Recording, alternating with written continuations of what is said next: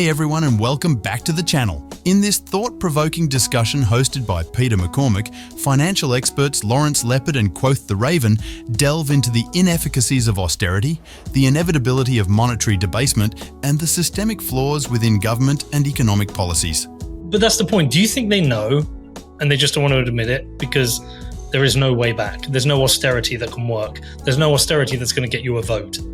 I think that's right, Peter. I think there is no way back. I think we've crossed the event horizon. I think they're going to do everything they can to kind of keep it together as best they can. But at the end of the day, it all leads to monetary debasement. And the pace of that debasement is getting more obvious and more rapid. Right. There was, the monetary debasement started in 1971. But, and here we are, 50 years later, more than 50 years later, right? I mean, but having said that, it seems to be accelerating. And one could make an argument, as I do, and I think Chris probably agrees with me, that, we're going to come to a head sometime in the next 5 to 10 years. That soon? Yeah, I think so. I do. We don't have any room. Something has to happen.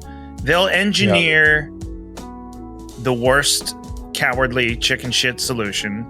It'll be akin to adding a zero on an Excel spreadsheet somewhere, Yeah, compound interest is undefeated. The first GFC, the balance sheet, Fed balance sheet went from 800 billion to 1.3 and then grew up to three high threes, low fours. But that took 3 or 4 years. And this time in 2020, we went from mid threes to 9, in 2 years. It's right. It's what Preston says, right? It's, we're giving birth to a baby here, and the contractions are getting more rapid, and they're getting larger.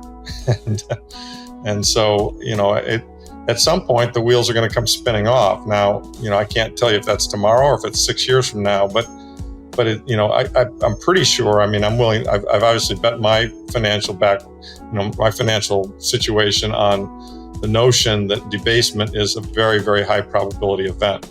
And the path is a little more difficult to know because, they lie, they cheat, they steal, they change the rules. You name it, they do it.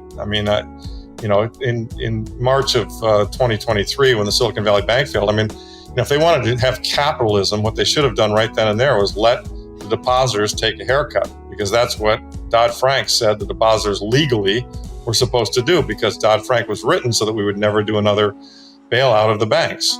But guess what? They blinked. And they said, no, we're not going to do that. We're going to create a new facility.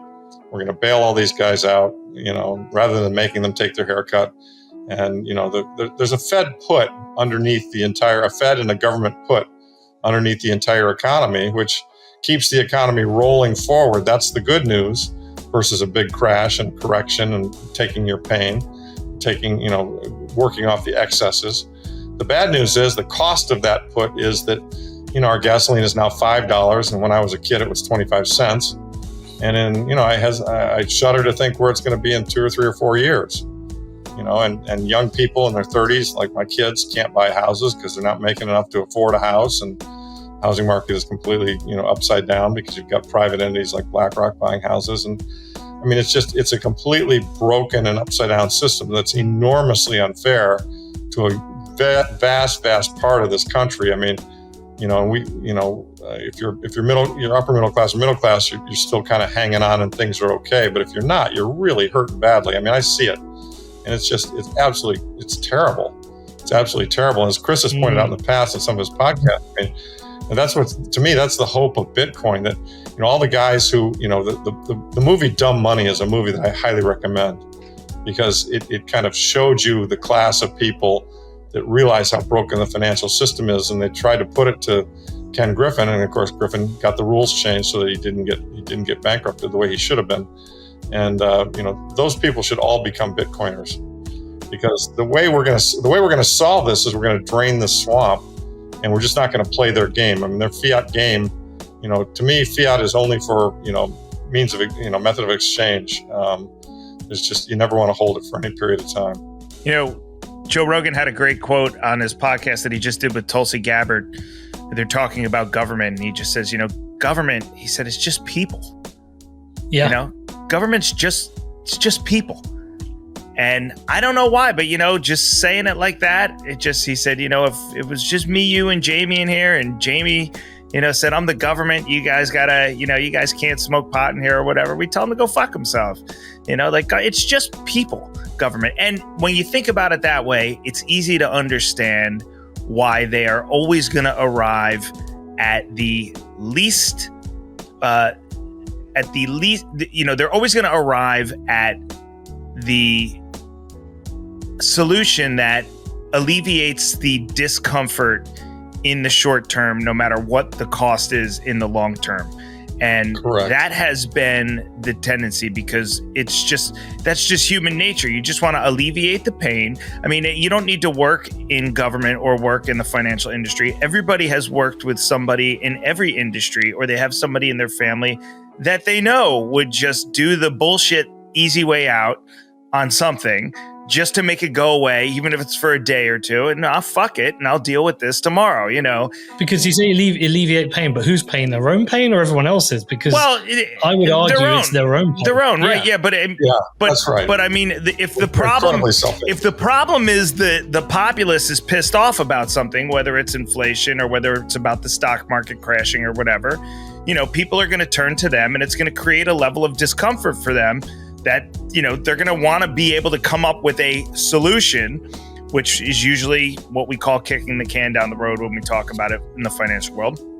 And that's just human nature. And they're going to do that, and they're going to try to just keep the status quo until their job is done, and then the next person takes office, and then fuck it, then it's their problem. And we'll do that over and over and over again until one unlucky son of a bitch is the last one there holding the bag, and all of a sudden the bond market cracks, or there's a problem that they can't just kick the can down the road on.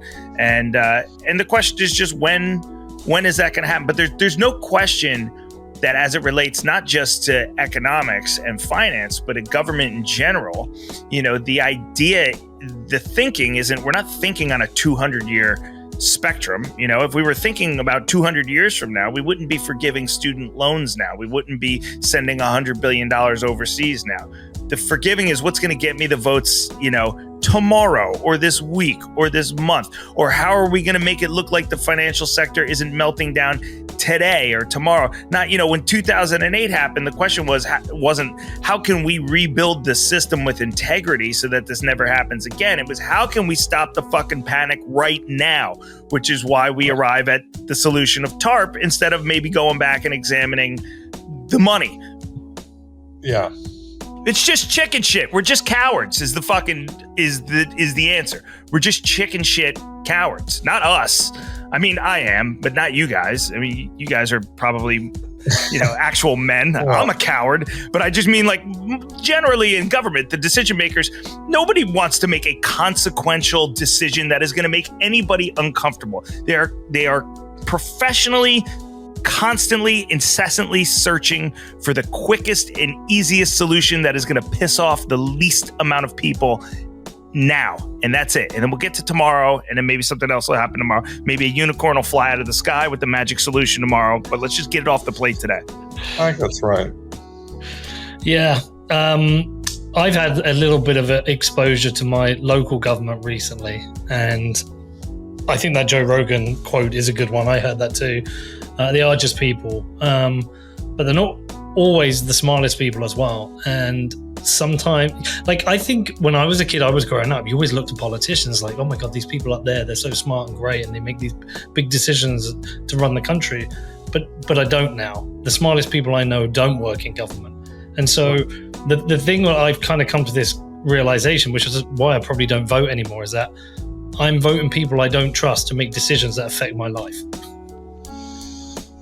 Yeah, it's a broken system. I mean, I've often said we'd be better off picking people randomly out of the phone book, because, you know, the people who want those positions of power, you know, are very often there's something wrong with them, right?